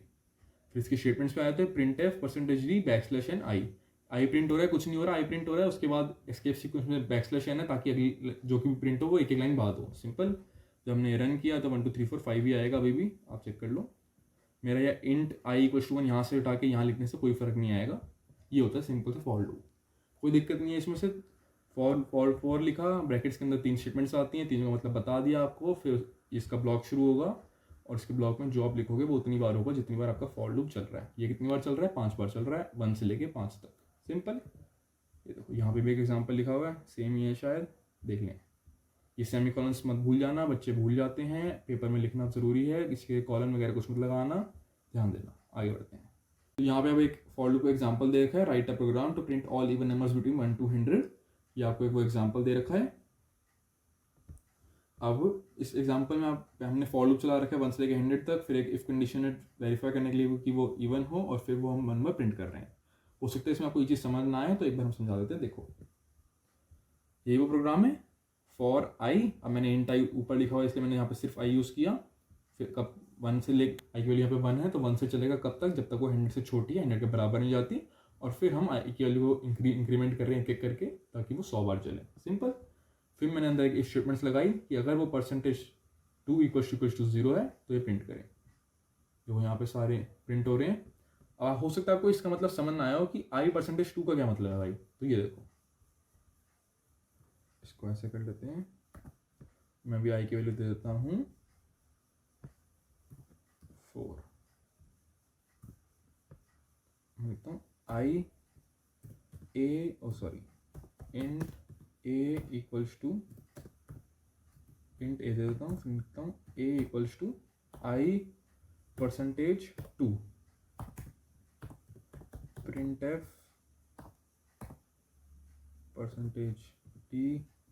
कुछ नहीं कर रहा मैं, खाली अब a प्रिंट करा रहा हूँ। ये मैंने a प्रिंट कराया। अब देखो a को मैं लेके i %2, i की वैल्यू क्या है 4, तो ये a का मतलब हो गया 4%2। अब इसका रिजल्ट क्या आएगा, परसेंटेज का मतलब होता है ये तो हमें देता है रिमाइंडर। अब 4%2, 4 को 2 से डिवाइड करो, कितने में डिवाइड होगा 2, रिमाइंडर बचा 0, कुछ भी नहीं बचेगा। तो रन करके हमारा आउटपुट आएगा 0। अब यही अगर मैं यहाँ पे इसको 5 कर दूँ, 5%2, अब रिमाइंडर क्या बचेगा 1, हमारा आउटपुट आया 1। समझ रहे हो, ये परसेंटेज बताता है आपको कि इस नंबर को जो परसेंट के लेफ्ट में है उसको हम जब परसेंट के राइट से डिवाइड करेंगे तो जो रिमाइंडर आएगा वो इसका सोल्यूशन होता है बेसिकली। अगर यहाँ पे 5 प्लस लिखा होता 2 तो 7 आता ना, क्योंकि इन दोनों को ऐड कर रहा है। ऐसे ही अगर %2 लिखा है मतलब ये इन दोनों का रिमाइंडर बता रहा है कि जब 5 को 2 से डिवाइड कर रहा हूँ तो जो रिमाइंडर आ रहा है वो वैल्यू ए में स्टोर हो रही है। समझ आया। अब इवन नंबर्स क्या होते हैं, हमें पता है जो 2 से डिवाइड हो जाएगा वो सारे इवन नंबर्स होंगे, इसलिए हमने यहाँ पे कोड लिखा कि इफ i %2 मतलब जो i %2 = 0, जो 2 से डिवाइड हो जाए उनका रिमाइंडर 0 आए। जो भी 2 से कंप्लीटली डिवाइड हो जाएगा उसका रिमाइंडर 0 आएगा ना, तो जो 2 से डिवाइड हो जाए और उसका रिमाइंडर 0 आए तो वो चीज़ प्रिंट हो जाए। ये स्टेटमेंट कह रही है, इसलिए सारे वही नंबर प्रिंट्स हुए जो 2 से डिवाइड हो सकते थे। अब अगर इसमें आप देखो तो 2 प्रिंट नहीं हो रहा ना, हाँ 2 इसलिए प्रिंट नहीं हो रहा क्योंकि यहाँ पे i की वैल्यू हमने 4 दे रखी है, इसको हम दे देंगे 1। अब देखो 2 भी प्रिंट होगा।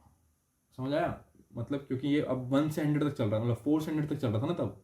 यही अगर मैं आपको इसको 10 दिया होता तो फॉर लूप हमारा 10 से लेके 100 तक चल रहा है, इसलिए 10 से प्रिंट होगा। हमें 1 से लेके 100 तक सारे प्रिंट कराने हैं, इसलिए हम यहाँ को वैल्यू दे देंगे 1। अब 1 से लेके 100 तक सारे इवन नंबर्स प्रिंट हो गए। अगर हमें ऑड बोला होता, सपोज करो ऑड का भी लिख लेते हैं, यहाँ पर लिख देता हूँ नॉट इक्वल टू 0। अब जो भी 2 से डिवाइड कंप्लीटली डिवाइड नहीं हो सकता वो प्रिंट हो रहे होंगे इससे। इस एक्सक्लेमेशन इक्वल टू का तो मतलब पता है ना आपको। एक मैं आपको स्क्रीन बड़ी करके दिखा देता हूँ, ये देखो। अब तो मतलब समझ आ रहा है ना इसका क्या है, कि पहले 2 से डिवाइड हो, अगर रिमाइंडर 0 के बराबर नहीं है तो फिर प्रिंट कर दें। जब हम इवन का कर रहे थे तो हम इक्वल टू लगा रहे थे, मतलब जब रिमाइंडर 0 आ रहा है, ये चीज वेरीफाई कर रहा है तो कर दें, जो भी 2 से डिवाइड होगा उसका रिमाइंडर 0 आएगा ना, तो इवन प्रिंट कर रहा था। अब यहाँ पे अगर हम एक्सक्लेमेशन लगा दूंगा, मतलब 0 नहीं आ रहा है, कुछ भी हो रहा है, 1 आए, 2 1 आए, 3 आए, 4 आए, 5 आए, 2 आए, 7 आए, कुछ भी रिमाइंडर आए वो प्रिंट हो जाए, तो अब यहाँ पे सारे ऑड नंबर्स प्रिंट हो जाएंगे, क्योंकि 0 तब आएगा जब इवन होंगे, 0 नहीं आ रहा है मतलब ऑड है तो हम प्रिंट करा रहे हैं। ये हो गया फॉर ऑड नंबर्स का। क्लियर? अब वापस आते हैं, यहाँ तक बात क्लियर है, सबको सब समझ आना चाहिए। तो अभी तक समझ आ गया सब, ये वाला प्रोग्राम क्लियर हो गया, अच्छे से समझ आ गया। एग्जांपल दे रखा है फॉर लूप का, ये है फॉर लूप का फ्लो चार्ट। अब ये आपको समझाने की जरूरत तो पड़नी चाहिए, फिर भी एक बार बता देता हूँ। रेक्टेंगल के हमने पहले स्टेटमेंट्स लेंगे जो हम इनिशियलाइज कर रहे हैं, जैसे हमने वहाँ पे लिखा था i = 1, फिर कंडीशन की जब तक i less than equal to 100, फिर फॉल्स है तो नीचे चला जाए सीधा फॉर लूप के बाहर, ट्रू है तो इस पे वर्क करेगा, और फिर वो जो i++ था वो इसमें आ जाएगा, और फिर यहाँ से दोबारा इसमें। अब क्योंकि अब 1 पे आएगा, 2 पे आएगा, 3 पे आएगा, 100 तक ये कंडीशन ट्रू होती रहेगी, तो स्टेटमेंट्स इंक्रीमेंट ये चलता रहेगा। 100 के बाद ये फॉर लूप फॉल्स हो जाएगा और इसके अगले बाहर भाग जाएगा। कोई दिक्कत नहीं होनी चाहिए। यहाँ तक फिर से बता देता हूँ, रेक्टेंगल के अंदर स्टेटमेंट्स आती हैं, रोम्बस के अंदर कंडीशंस आती हैं, रेक्टेंगल के अंदर स्टेटमेंट्स, और ओवल से स्टार्ट और एंड। सिंपल चीज़ है, आपको बताना चाहिए, एक basic flow chart for loop का। आगे बढ़ते हैं, वाइल लूप।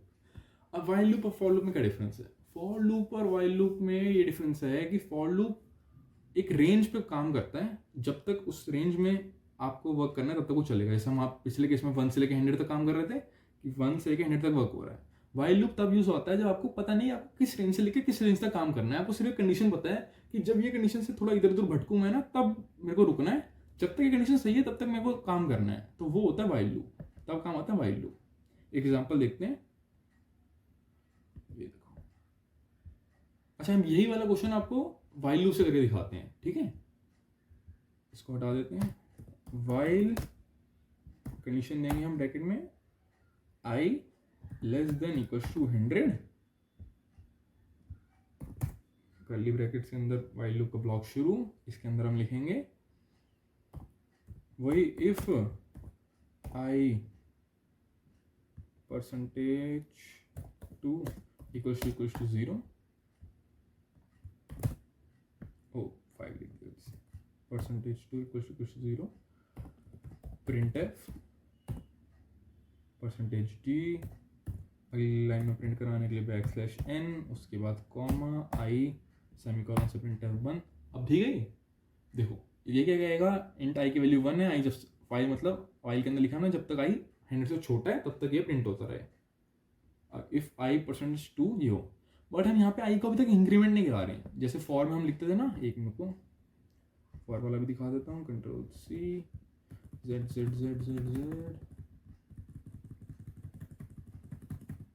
देखो ये फॉर का था, Ctrl+V।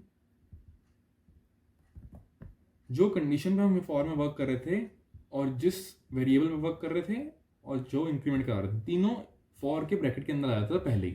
पर वाइल में ऐसा नहीं है, वाइल के ब्रैकेट के अंदर सिर्फ एक कंडीशन आएगी, जब तक ये कंडीशन ट्रू है तब तक आपका वाइल लूप चलेगा। इसमें तो हमें रेंज पता ना कि 1 से 100 तक चलेगा। यहाँ पे हमने कंडीशन डाल दी कि 100 से छोटा, फिर इफ प्रिंट करा दिया अगर ये इवन हो तो, और इसके अंदर ही इफ के बाहर हम i++ करके इंक्रीमेंट करेंगे। इसमें इंक्रीमेंट वाइल के ब्लॉक के अंदर हो रहा है। देखो ये जो ब्लॉक खत्म हो रहा है, इफ का ब्लॉक खत्म हो रहा है, वाइल का ब्लॉक यहाँ से लेके यहाँ तक है, तो जो इंक्रीमेंट हो रहा है वो वाइल के अंदर ही हो रहा है। अब देखो मैं रन करूंगा तो सारे इवन नंबर्स प्रिंट हो जाएंगे। सिंपल। कुछ समझने वाली बस में बात यह है कि ये कंडीशन में वर्क करता है जब तक ये कंडीशन ट्रू है, फॉल्स है, मतलब जब तक कंडीशन ट्रू है तब तक इस पर वर्क चलेगा। जैसे ही 100 से अब चला जाएगा आई, इस इंक्रीमेंट कंडीशन की वजह से जो वाइल के अंदर हो रही है, तब ये ब्रेक होगा। समझ आया? अब देखो इसमें उसमें फ़र्क ये है कि अब मैं यहाँ पे आई की वैल्यू लिखता हूँ -100। इसमें ये चीज़ में दिक्कत हो जाती है क्योंकि हम 1 से 100 तक चला रहे थे, अब ये -100 से 100 तक चलेगा। इसको फ़र्क नहीं पड़ता आई की वैल्यू क्या है। ये देखो जब तक ये कंडीशन फॉलो हो रही है तब तक ये चल रहा है। अब मैं इसका उल्टा भी कर सकता था। ये देखो इसको मैं कर देता हूँ 1100। अब ये नहीं चलेगा वाइल लूप क्योंकि ये कंडीशन ट्रू नहीं हुई। बट अगर मैं इसको कर दूं, अब देखना 99, ये कंडीशन ट्रू होगी और इसको मैं प्लस प्लस की बजाय माइनस माइनस लिख देता हूँ। अब बताओ ये लूप कितनी बार तक चलेगा। पहले वैल्यू आएगी 99 जो कि इससे छोटी होगी, ठीक है, ये कंडीशन में वर्क करेगा, जो होगा होगा। फिर वैल्यू एक कम हो रही है, अब पहले 99 होगी, 98 होगी, 97 होगी, अभी इससे नीचे जाती रहेगी। तो अब ये बन जाएगा हमारा इन्फिनाइट लूप, कि मतलब ये कभी खत्म ही नहीं होगा। ये देखो आप स्क्रॉल करते रहोगे, कभी ये खत्म नहीं होगा, क्योंकि ये कंडीशन कभी फॉल्स ही नहीं होगी। आप 99 से आई की वैल्यू घटाई जा रहे हो, घटाई जा रहे हो, घटाई जा रहे हो, तो क्या वो कभी 100 से अब पहुंच पाएगा? नहीं पहुंच पाएगा। इसलिए कंडीशन कभी फॉल्स नहीं होगी, हमारा बन जाएगा इन्फिनाइट लूप। अब इन्फिनाइट लूप से बाहर कैसे आते हैं, इसका भी एक तरीके वो हम पढ़ेंगे आगे। पहले हम आते हैं वापस और देखेंगे इसका एक प्रोग्राम। ये एक एग्जांपल दे रखा है, सेम वही आपको जो मैंने अभी लिख के दिखाया। ये इसका फ्लो चार्ट। फ्लो चार्ट इस बार एक्सप्लेन करने की जरूरत नहीं पड़नी चाहिए, आपको खुद समझ आना चाहिए। अब हम बढ़ते हैं आगे। वाइल लूप का कोई भी क्वेश्चन आता है, सिंटैक्स, उसका एग्जांपल, एक फ्लो चार्ट, वाइल लूप खत्म, अंग्रेजी की 2 लाइनें जो जितनी भी आपको समझ आई है, क्लियर। तो अब हमारा आया do while loop. Do while loop खाली आपको मैन्युअल ड्रिवन प्रोग्राम में काम आता है और क्वेश्चन पेपर में आ जाए, बट कोई भी आप आगे प्रोग्राम बनाओगे डू वाइल आप कोई यूज नहीं करता है, मेनली फॉर और वाइल लूप होते हैं, तो वो अच्छे से पढ़ लेना। डू वाइल से आपको खाली क्वेश्चंस आ सकते हैं, करने को प्रोग्राम्स नहीं आते इससे जनरली, ठीक है। इसका हम लिखते हैं सिंटैक्स। सिंटैक्स का मतलब मैंने आपको बताया लिखने का तरीका, पहले डू, फिर इसका ब्लॉक शुरू होता है कर्ली ब्रेसेस से, फिर उसके बाद वाइल लिखा जाता है। इसमें वाइल लूप में पहले वाइल था, ये देखो, पहले वाइल, फिर उसकी कंडीशन और फिर उसका ब्लॉक शुरू हो जाएगा कर्ली ब्रेसेस से। पर इसमें पहले डू, फिर उसका ब्लॉक शुरू और फिर वाइल और फिर कंडीशन। अब इसमें और वाइल में क्या फर्क है, ये हम प्रोग्राम से देखते हैं। आओ देखें प्रोग्राम। ये देखो, ये जो हमने वाइल लूप से प्रोग्राम बनाया इवन नंबर्स करने का, यही हम बनाएंगे डू वाइल लूप से। डू वाइल लूप से बनाते हैं। चलो लिखेंगे डू ब्रैकेट ओपन, फिर हमने इफ कंडीशन लगाई थी, if I %2 equals to 0 even check करने के लिए। फिर हम लिख देंगे प्रिंट एफ की स्पेलिंग देख लो भाई, print F %d backslash n अगले में शिफ्ट करने के लिए, कॉमा आई, सेमीकोलन से प्रिंट एफ खत्म, इफ स्टेटमेंट आ गई, इफ के बाहर, डू के बाहर वाइल, वाइल की स्पेलिंग देख लो, क्या कर रहे हो सर, क्या कर रहे हो, while I is less than equals to 100, इसको इंक्रीमेंट कराना हम ना भूल जाएं, इसलिए आई प्लस प्लस। ओके, अब देखो मैच करते हैं। Do body of while loop, इसका ब्लॉक खत्म, फिर एक वाइल की कंडीशन। कुछ गड़बड़ तो नहीं करी, गड़बड़ कर रखी है, देखो सेमीकोलन नहीं लगा रखा था। ये हो गया हमारा प्रोग्राम कंप्लीट। अब देखो मैं करूँगा रन। 100 ओ शिट, 99 लिखा हुआ था, 1 से शुरू करना था। सारे इवन नंबर 1 to 100 प्रिंट हो गए। ये हमने अब किया डू वाइल लूप से। अब डू वाइल लूप और वाइल लूप में क्या फ़र्क है? ये फ़र्क है कि इसमें पहले हम चीज़ें जो हमें एग्जीक्यूट करानी स्टेटमेंट्स वो कर रहे हैं, उसके बाद कंडीशन चेक कर रहे हैं। समझ रहे हो? जैसे कि ये देखो, Ctrl+C Ctrl+Z, एक सेकेंड लेना बस।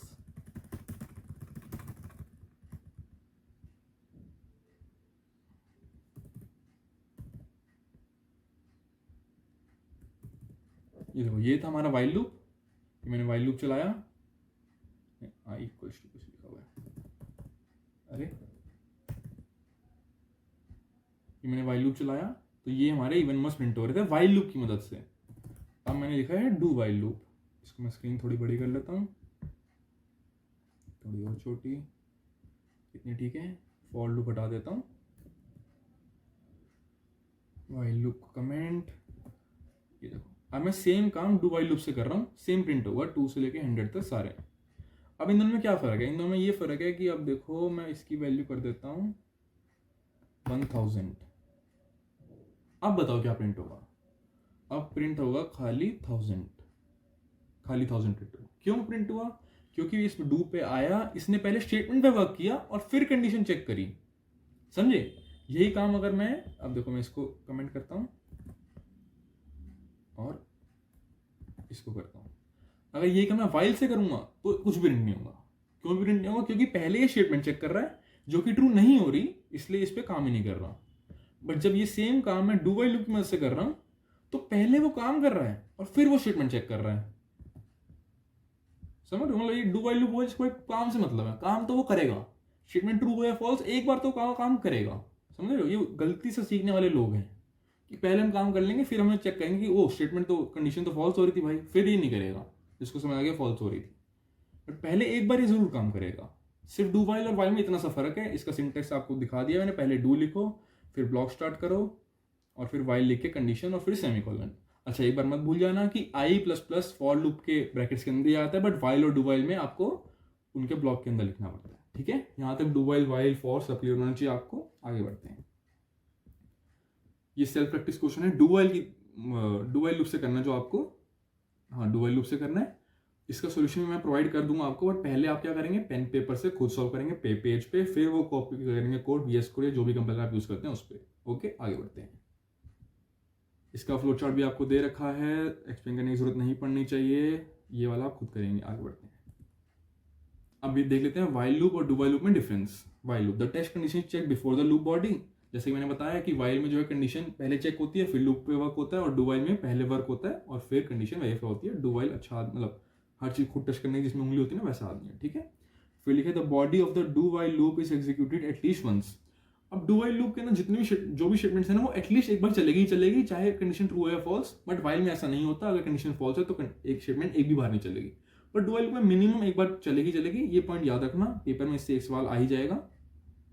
फिर यहाँ पे लिखा हुआ वाइल लूप एंट्री कंट्रोल है और do while loop exit control loop है, और सेमीकोलन रिक्वायर्ड नहीं होता वाइल में, और डू वाइल लूप में सेमीकोलन रिक्वायर्ड होता है। ये चार बेसिक से डिफरेंस है, पेपर में शायद पूछ लीजिए, याद कर लेना। अगर समझा हुआ तो याद करने की जरूरत नहीं पड़ेगी। आगे बढ़ते हैं। जंप स्टेटमेंट्स, हमारा इस लेक्चर का लास्ट टॉपिक। जंप स्टेटमेंट्स 3 तरह की होती है, कंटिन्यू, ब्रेक, गो टू। तीनों बहुत आसान है और लूप्स के अंदर ही काम आती है तीनों, कहीं और मत लिख देना। हाँ ब्रेक जो है वो स्विच में भी लगती है, जिस तरह की हमने पहले पढ़ रखा है। आगे बढ़ते हैं। कंटिन्यू स्टेटमेंट्स, कंटिन्यू स्टेटमेंट के 3 काम हैं। करंट आइटरेशन को स्किप करने के काम आती है, कंट्रोल अगली आइटरेशन में मूव हो जाता है, और statements after the continue statements in the loop are not executed. समझ आया? नहीं समझ आया कोई नहीं, कोड के थ्रू समझेंगे। आओ ये देखो, अब मैं डू वाइल हटा देता हूँ, वाइल पे काम करते हैं। आई की वैल्यू मैं 1 दे देता हूँ। हाँ प्रिंट एफ। अब यहाँ पे कंटिन्यू का इस्तेमाल दिखाते हैं पहले आपको। अब सपोज करो आपको 1 से लेके 100 तक सारे प्रिंट करने हैं, खाली 50 नहीं करना, मेरा मन नहीं है भाई 50 को प्रिंट करने का, तो मैं लिख दूंगा इफ आई इक्वल्स टू 50। मैंने इफ में कंडीशन लगा दी, तो क्या कर कंटिन्यू। ठीक है, अब देखो क्या करेगा ये। 2 4 6 8 10 12 14 16 18 40 पे रुक गया। क्यों रुक गया?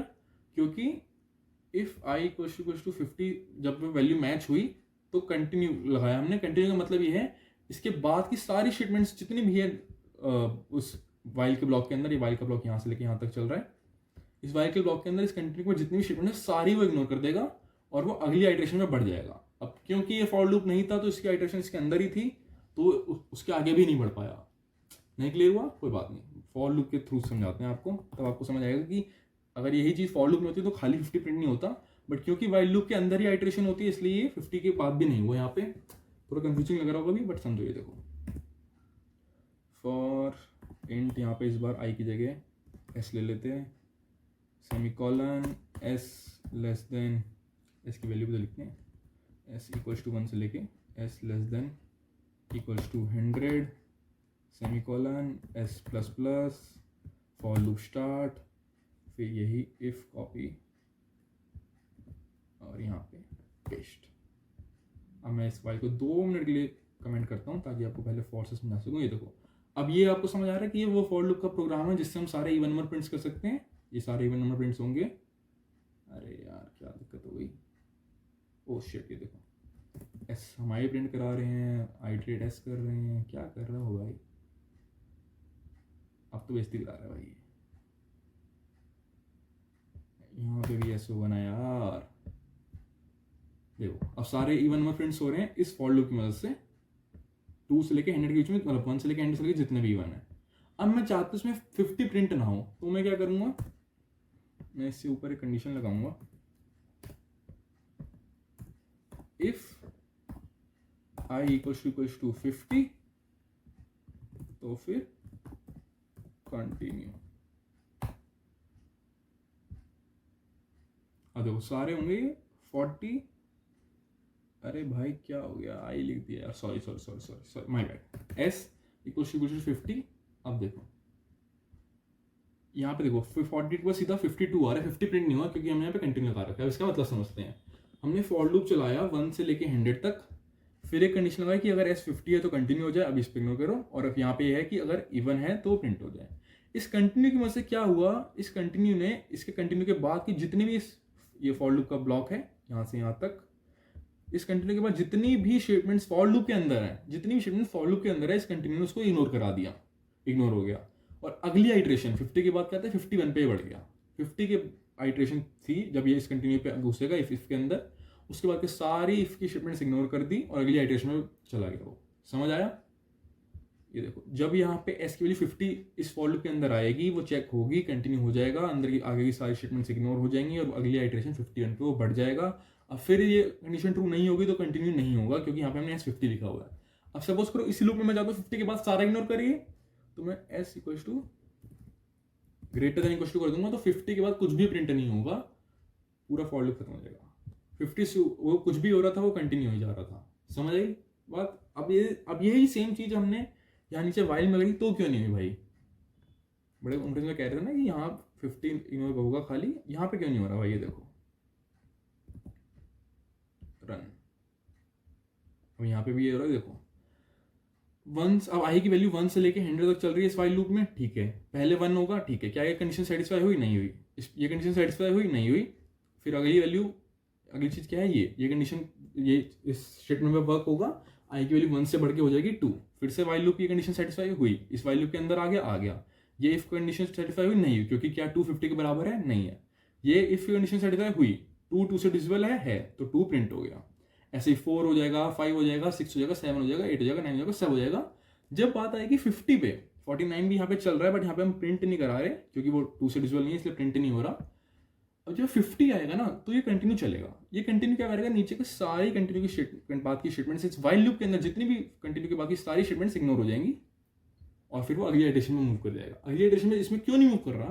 क्योंकि वाइल लूप के अंदर आइटरेशन जो ये हो रही है वाइल लूप के अंदर ही हो रही है और इस कंटिन्यू की वजह से ये आइटरेशन नहीं हो पा रही क्योंकि कंटिन्यू के बाद वाइल लूप के अंदर ही है ये जिसको वो इग्नोर कर रहा है। अब अगर मैं इस कंटिन्यू से पहले एक आई प्लस प्लस लिख दूं, अब देखना, अब खाली 50 इग्नोर होगा। ये देखो 48 के बाद 50 नहीं है, खाली बाकी सब है। समझ आया? कंटिन्यू क्या करता है, कंटिन्यू उस जिस भी लूप में आपने लगा रखा है, कंटिन्यू के बाकी सारी स्टेटमेंट्स जो उस लूप के अंदर है वो सारे इग्नोर हो जाएंगी और आइटरेशन अगली आइटरेशन और कंट्रोल अगली आइटरेशन में मूव हो जाएगा। अगर वो फॉर लूप है और अगर वाइल लूप है तो आपको ऊपर आइटरेट पहले से करके रखना पड़ेगा वरना वो वहीं पे रुक जाएगा। क्लियर? चलो आगे बढ़ते हैं। देखो skip the current iteration, control moves to the next iteration, statements after the control statements in loops are not executed। समझ आया? यही 3 पॉइंट्स हैं कंटिन्यू के और कुछ नहीं है इसमें। ये एक एग्जांपल दे रखा है कंटिन्यू की मदद से आपको कि 1 to 10 सारे नंबर प्रिंट हो रहे हैं, खाली वो नहीं हो रहा जो यूजर हमें यहाँ से देगा। प्रिंटर स्कैनफ यूज करना आपको आना चाहिए, अभी तक हमने नहीं किया इस लेक्चर में, आपको आगे करके दिखा दूंगा एक मिनट। ठीक है, आगे बढ़ते हैं। ब्रेक स्टेटमेंट हमने जैसे स्विच में यूज करा ही कि एक कोई भी हर केस के एंड में, हर डिफॉल्ट के एंड में हम लिख रहे थे ना ब्रेक। ये देखो दिखा देते हैं, ये देखो यहाँ पे हम यूज कर रहे थे ना ब्रेक। जैसे ब्रेक हर स्विच में, हर केस में, हर डिफॉल्ट में आ रहा था, वो होता है किसी भी लूप, ब्रेक यूज होता है किसी भी लूप से बाहर निकलने के लिए। एक कोई भी आप स्पेसिफिक कंडीशन बोल दो, उसकी वजह से वो उस लूप से बाहर आ जाएगा। अभी आपको करके दिखाते हैं ये ब्रेक स्टेटमेंट। अब ब्रेक स्टेटमेंट का प्रोग्राम देखो। और जैसे कि मान लो हम यही सेम क्वेश्चन में हम चाहते हैं कि 50 के बाद आगे ना बढ़े, चाहे मैंने 100 तक कंडीशन दे रखी है, तो मैं 50 के बाद एक लिख दूंगा ब्रेक। 50 के बाद कुछ प्रिंट नहीं होगा, खाली 50 तक ये चलेगा, मतलब 48 तक, क्योंकि जैसे ही आई की वैल्यू 50 हो रही है हमारा लूप हो रहा है ब्रेक। नहीं समझ आया? कोई बात नहीं है, तो दोबारा देखते हैं। अब मैंने क्या किया, मैंने वाइल लूप के अंदर ना बिना किसी इफ लगाए एक ब्रेक लिख दिया। अब पहले आप बताओ कि ये कब तक चलेगा, ये लूप में आउटपुट क्या आएगा। मैं अगर रन दबाता हूँ तो क्या आउटपुट आएगा? आउटपुट आएगा कुछ भी नहीं आएगा आउटपुट। ये क्या हो गया, सॉरी। अब देखो आउटपुट कुछ भी नहीं आएगा, क्योंकि जैसे ही वाइल लूप स्टार्ट हो रहा है एक ब्रेक एग्जीक्यूट हो रहा है, मतलब ब्रेक की वजह से कंट्रोल सीधा लूप के बाहर चला गया। लूप के बाहर मैं कुछ भी लिखता हूँ, print F I am outside the loop. ये देखो वाइल लूप चल रहा है, बट चलते ही वो सीधा ब्रेक हो रहा है और कंट्रोल बाहर पहुंचते ही ये प्रिंट हो रहा है। वाइल के बाद जो भी लिखा है वो उस पर कंट्रोल चला जा रहा है और वो प्रिंट हो रहा है। अब यही अगर मैंने ब्रेक इसके 50 होने पे लिखा होता तो देखो, तो 50 तक चलेगा और फिर प्रिंट होगा I am outside the loop. ये देखो 48 तक चला, 50 पे ये ब्रेक हो गया, इसलिए 50 नहीं प्रिंट हुआ और I am outside the loop print हो गया। ये थी सिंपल सी ब्रेक स्टेटमेंट, कुछ नहीं था इसमें, इजी था। अब तक सब समझ आ गया होगा आपको। आगे बढ़ते हैं। Go to statement. Go to statements program लिखने को नहीं आता है, कहीं भी आपके काम नहीं आएगी, लोग इसको यूज करना भी प्रेफर नहीं करते हैं। आपकी बुक में भी लिखा होगा कि it is not prefer to use go to statements, अगर आप किसी बुक से सी पढ़ रहे हो तो। बस ये खाली पेपर में क्वेश्चन इससे जरूर आ जाता है, इसकी ये डेफिनेशन याद रख लेना। इसका एग्जाम्पल भी आपको दिया हुआ है। The C go to statement is a jump statement which is sometimes also referred as an unconditional jump statement. The go to statement can be use to jump from anywhere to anywhere within a function. नहीं समझ आया, example की जरूर समझेंगे। ये हमारा एक program है जिसमें हम क्या कर रहे हैं, इवन नंबर है तो प्रिंट करा रहे हैं इट इज इवन, और ऑड है तो वो नंबर के बाद इट इज ऑड। सिंपल सीधा हमारा प्रोग्राम है। Write a program to print all even numbers between 1 to 10 except one number. ओ ये गलत लिखा हुआ है, इसको इग्नोर करना, ठीक है, ये गलत है। प्रिंट कुछ मतलब प्रोग्राम किसी और चीज़ का लिखा हुआ है, क्वेश्चन अलग लिखा हुआ है, इसको इग्नोर करना क्वेश्चन को। तो ये जो हमारा प्रोग्राम है ये उस चीज़ का प्रोग्राम है जब हम यूजर से नंबर ले रहे हैं और प्रिंट करा रहे हैं कि वो नंबर इवन है कि ऑड है। सिंपल सीधा प्रोग्राम है। यहाँ पे लिखा इफ नम परसेंटेज 2 = 0, अगर ऐसा है तो गो टू इवन। ये स्टेटमेंट जैसे ही गो टू इवन एग्जीक्यूट होगी कंट्रोल चला जाएगा इस इवन पे। ये इवन पे कंट्रोल चला गया, इसके बाद कॉलन लगाएंगे जैसे हम केस के केस में लगाते हैं स्विच के टाइम पे। यहाँ पे है प्रिंट % d इज इवन नम, और इसमें आपको जहाँ पे भी ये कंट्रोल भेज रहे हो ना, इसको बोलते हैं लेबल। इस लेवल पे आप कंट्रोल भेज रहे हो, इस इवन पे आपने कंट्रोल भेजा तो आपको ये रिटर्न 0 करना पड़ेगा। यहाँ पे ये गो टू का सिंटेक्स मान लो इसको। अभी ये देखो कहाँ गया सिंटेक्स, कहाँ है गो टू का। ओ एक स्लाइड मिस हो गई है, कोई बात नहीं, मैं आपको दिखा देता हूँ। चलो गो टू का सिंटेक्स अगले लेक्चर में एक बार बता देंगे, अभी आपको बता देता हूँ। गो टू का ऐसा होता है कि गो टू के बाद एक लेवल लिखते हैं हम, उस लेवल को सेमीकोलन से डिफाइन करते हैं उसके बाद, और उसके बाद जो भी स्टेटमेंट्स होगी वो एग्जीक्यूट हो जाएगी और उसका हमें रिटर्न कुछ करना पड़ता है, इसलिए रिटर्न 0 यहाँ पे लिखा हुआ है। सिंपल, ये है गो टू का सिंपल सीधा प्रोग्राम। अगर आपको एग्जाम में आता है तो एक गो टू की स्टेटमेंट बहुत इनफ है। इससे ज़्यादा नंबर का आता है तो ज़्यादा से ज़्यादा एक एग्जाम्पल लिखना पड़ेगा जो यहाँ पे लिखा हुआ है। समझ आपको समझाने के इसमें कुछ खास है नहीं, दोबारा बता देता हूँ कि मैंने जिस भी इफ के अंदर यहाँ पे गो टू इवन लिखा तो कंट्रोल हमारे पूरे प्रोग्राम का उस लेवल पे चला जाएगा जो गो टू के बाद लिखा है। जैसे यहाँ पे मैंने इवन लिखा हुआ है तो यहाँ इवन पे कंट्रोल चला गया। ये इवन जो भी स्टेटमेंट के अंदर लिखी हुई है वो जो कराना चाह रहा है वो कर देगा, और उसके बाद ये इवन से बाहर निकलने के लिए रिटर्न लिखना जरूरी होता है, इसलिए मैंने रिटर्न 0 लिखा। सिंपल सीधा वर्क है गो टू का। आगे बढ़ते हैं।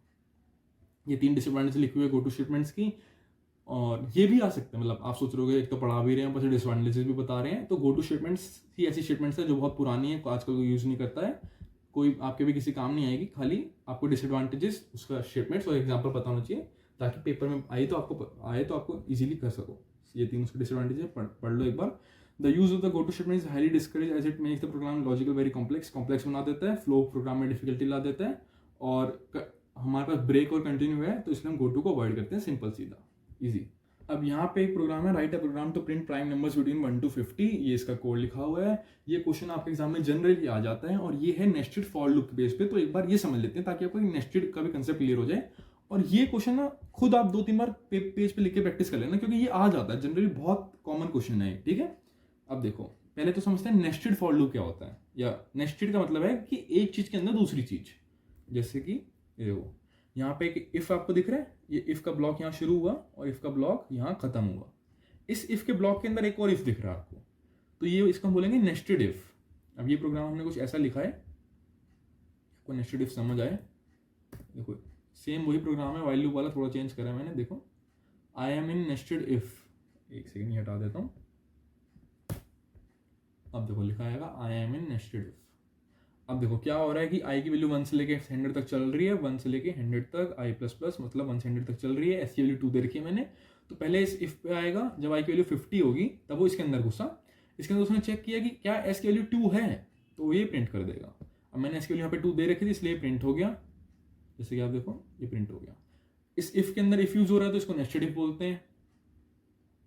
ऐसे ही अगर मैं एस की वैल्यू यहाँ पे 1 दे दूँ तो अब ये प्रिंट नहीं होगा, क्योंकि सिर्फ ये कंडीशन सेटिस्फाई हो रही है, ये कंडीशन सेटिस्फाई नहीं हो रही। समझ आया? अब देखो मैं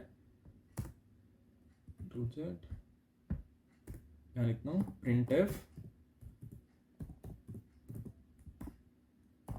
I am only in one if statement. अब मैं इसको रन करूंगा तो सिर्फ ये लाइन प्रिंट होगी।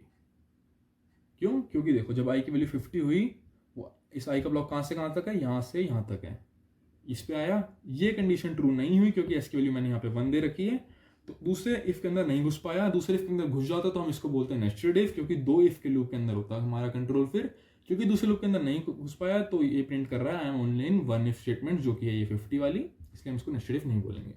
तो ये था आपका नेस्टेड का कॉन्सेप्ट, नेस्टेड इफ। ऐसे ही नेस्टेड फॉर लूप के अंदर यहाँ पे मैंने एक और फॉर लूप लगा रखा है। ये प्रोग्राम पहले आप समझने की कोशिश करिएगा, एक 50 से लेके जितनी प्राइम नंबर है वो उसका है, कुछ ना समझ आए तो बताना, बाकी इसका कुछ है नहीं इस लेक्चर में। Thank you. तो अब थैंक यू, लास्ट स्लाइड पूरा आपका लेक्चर यहाँ पे खत्म हो गया। पूरा डिसीजन कंट्रोल आपका यहीं तक था, इसमें सारे फॉर लूप हो गए, जंप स्टेटमेंट्स हो गई, डिसीजन स्टेटमेंट्स हो गई, सब यहाँ तक आपको क्लियर हो जाना चाहिए। जो सेल्फ प्रैक्टिस के लिए 2 क्वेश्चन दे रखे हैं उसके सॉल्यूशन इसी स्लाइड्स में आपको प्रोवाइडेड होंगे, देख लेना। अगर नहीं समझ आते तो, पर आप खुद करेंगे तो बेटर रहेगा। बाकी कुछ भी डाउट हो तो कमेंट जरूर कर देना। बाकी मिलते हैं अगले लेक्चर में। ओके।